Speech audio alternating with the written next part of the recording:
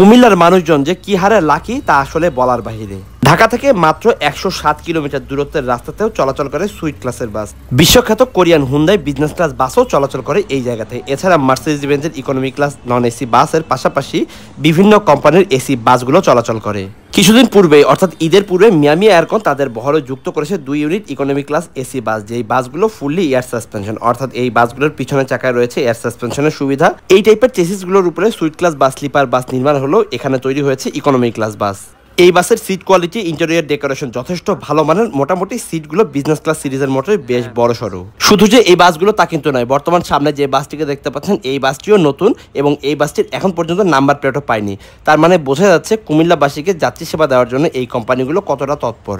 ভালো বাস এবং ভালো মানের যাত্রী সেবা দিয়ে থাকে এই বাস কোম্পানিগুলো। মূলত ঢাকা কুমিল্লায় এই রুটটিতে মিয়ামি এয়ারকন, এশিয়া এয়ারকন এবং রয়্যাল কোচের মতো এসি বাসগুলো চলাচল করে থাকে।